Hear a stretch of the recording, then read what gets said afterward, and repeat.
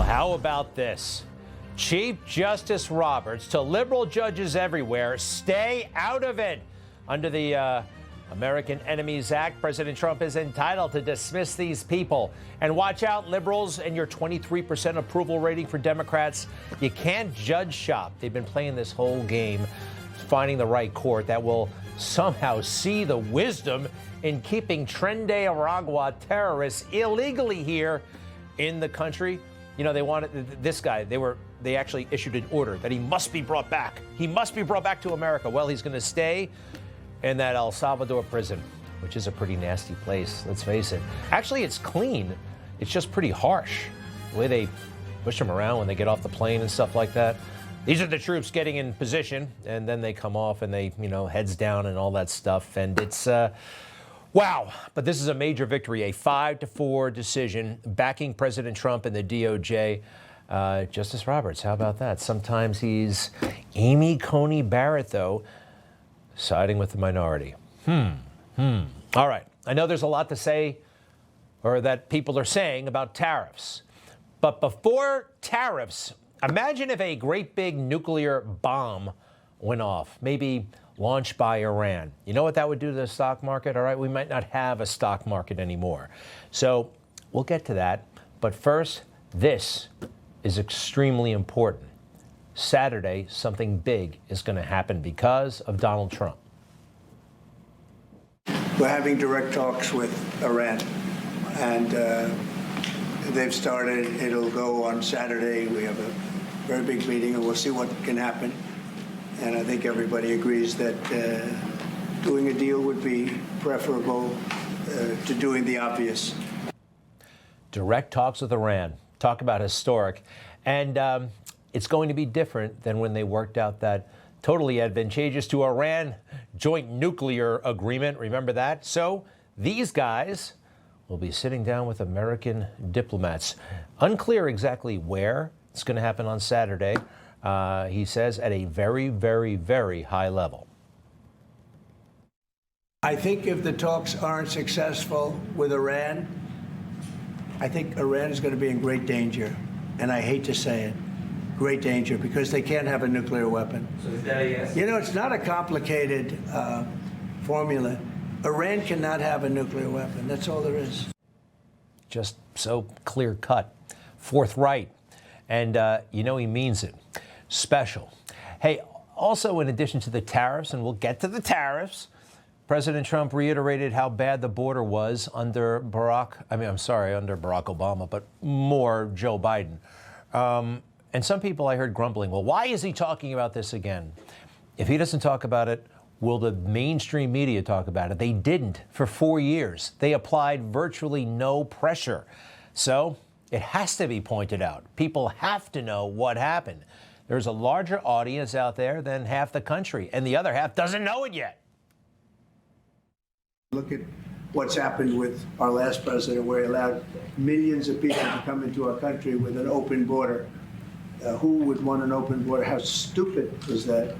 But he allowed millions and millions of people, and of the millions, and I think it was 21 million people, but let's say 3 of them were serious criminals, serious murderers and drug dealers and gang members and people from jails, all the jails emptied out. How could they have done that?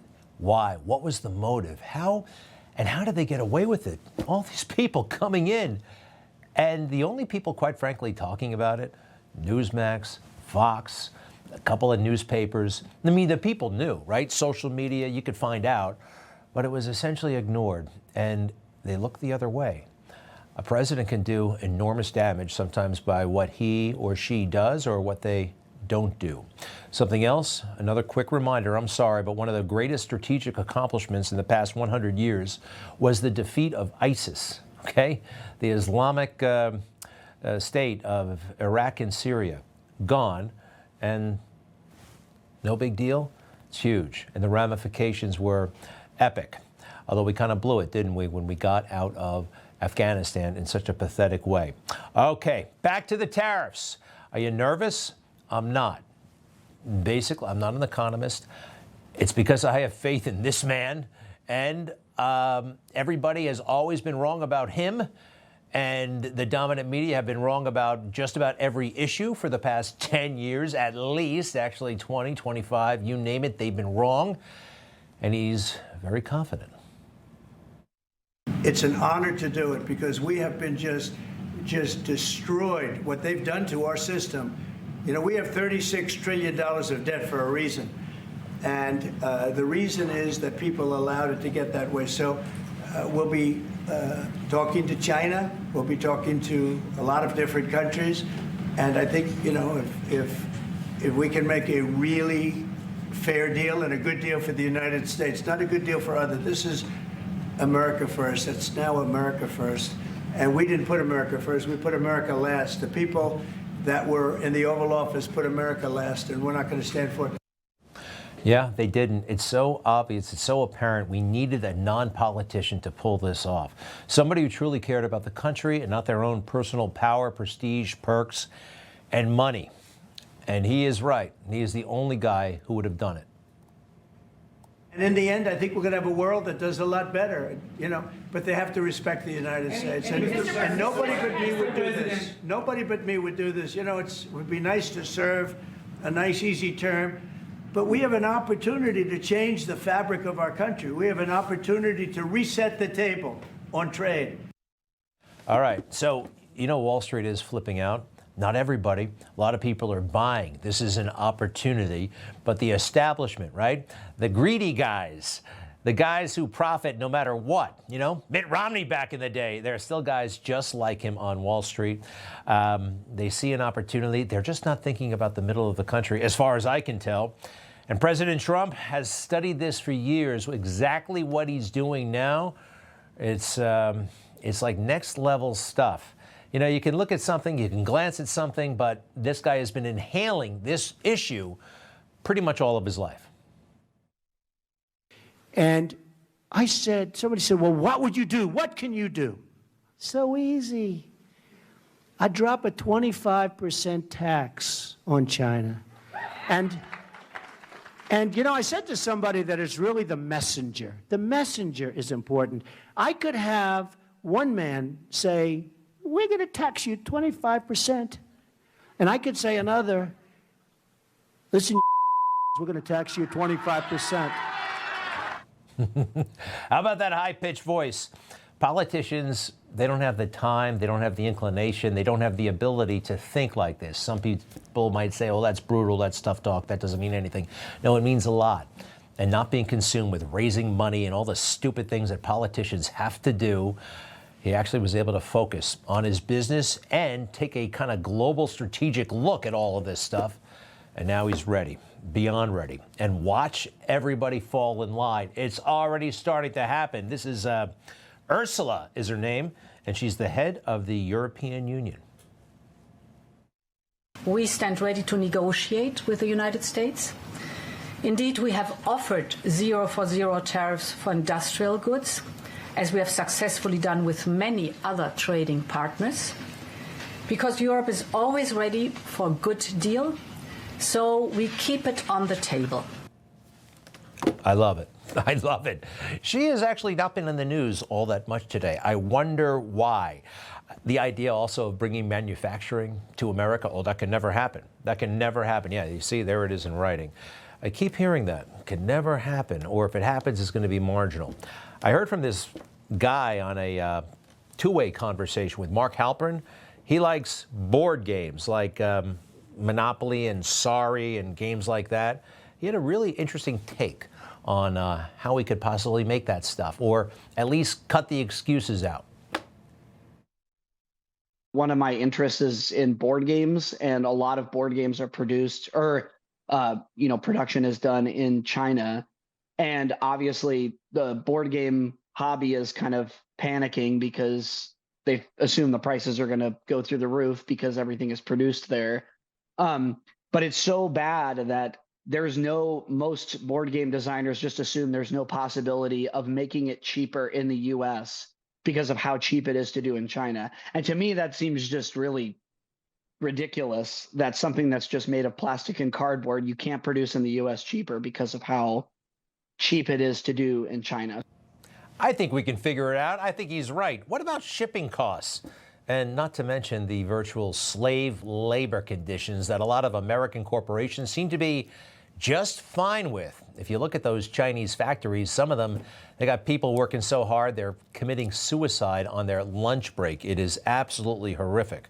Okay, so the media freakout is in full swing here, right? It's Trump. Everything he did is bad. This is insanity. Like they've been saying for the past, every time Trump opens his mouth. But this time, he's really, really done it. No, actually. You know what's kind of cool about this?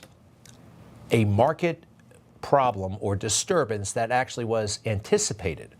You know? I mean, he said a couple of months ago, this will lead to a disturbance. Most of our market upheavals take everybody by surprise when they shouldn't. Traders here working the phone say a lot of their customers are freaked out, waiting to see how low the Dow will go. No end in sight in terms of the overall economy, but perhaps in terms of some of the crisis, there are some issues still to be felt. It was the worst day on Wall Street since the crash of 1987. eBay is down 6.5%. And really, you're seeing just broad-based declines across all of the major technology sectors. Apple's under pressure. Yahoo down 8.5%. The heightened financial turmoil that we have experienced of late may well lengthen the period of weak economic performance and further increase the risk to growth. There are fears the sell-off will continue. The wild things, they're all responsible. Bernanke and they're all responsible. Well, maybe not so much Bernanke, but certainly establishment, Bush, Clinton, and giving away those home loans for no credit. You could have bad credit. That was the housing burst. And people could actually figure it out, but it was strangely unpublicized. And nobody really anticipated it. I don't think so. President Trump said it out loud during the joint address back in January, right? Or February, was it? That this could happen. And we've got to take it. We got to be ready for it. Let's put up that Trump truth from a couple of hours ago, please. The United States has a chance to do something that should have been done decades ago. Don't be weak. Don't be stupid. Don't be a panic can. A new party based on weak and stupid people. Be strong, courageous, and patient, and greatness will be the result. I think that's pretty awesome. A country that liberated Europe during World War II. This is the kind of sentiment I can relate to, and I think all of us can relate to, okay? You know, we've become a little bit comfortable, haven't we? And we've become very whiny. At least people like this, at least people who are hitting the streets complaining about the elimination of waste, fraud, and abuse in the government, right? They just can't take it. I think we can. Information. Truth. Is freedom. Is Newsmax. It's real news for real people.